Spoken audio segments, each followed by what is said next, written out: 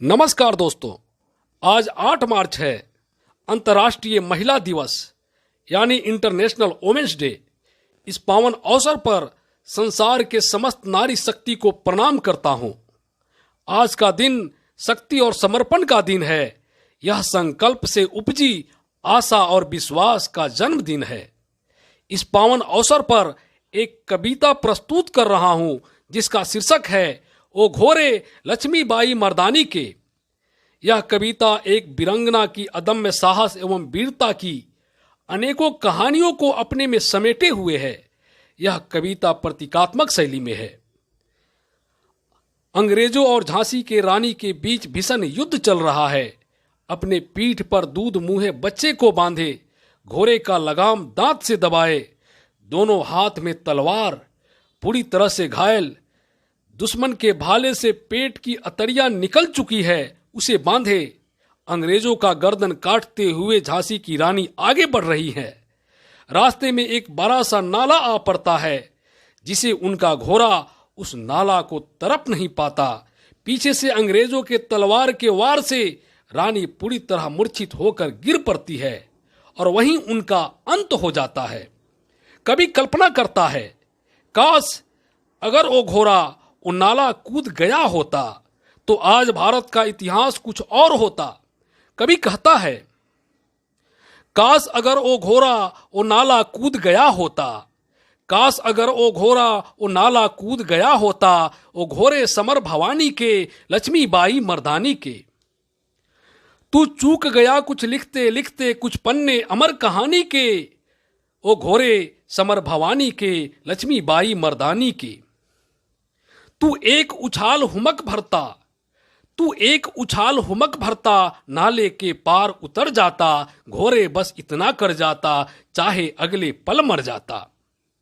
तू एक उछाल हुमक भरता, नाले के पार उतर जाता, घोड़े बस इतना कर जाता, चाहे अगले पल मर जाता, वो घोड़े समर भवानी के, लक्ष्मीबाई मर्दानी के।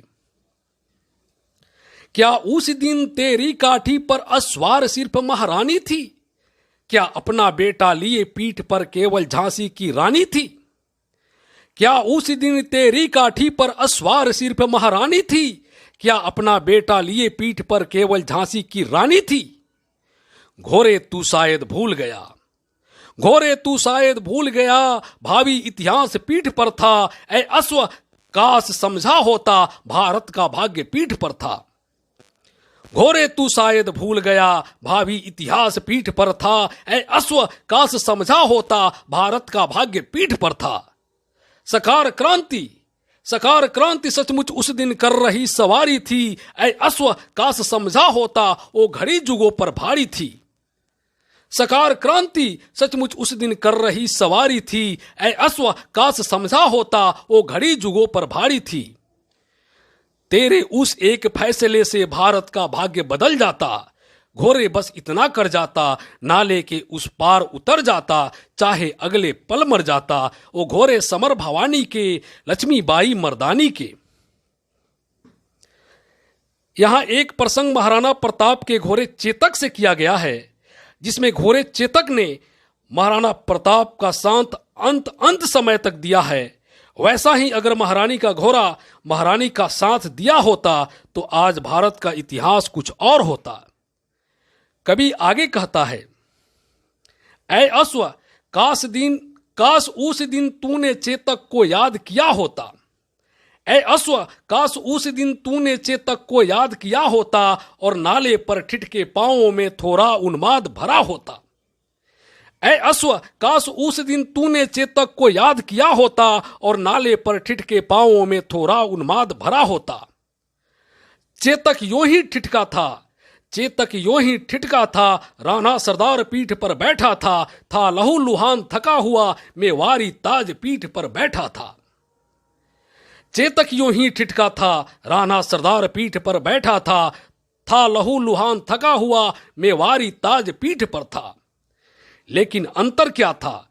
नाले के पार कूदने तक चेतक ने सांस नहीं तोड़ी, स्वामी का साथ नहीं छोड़ा, मेवारी की आन नहीं तोड़ी।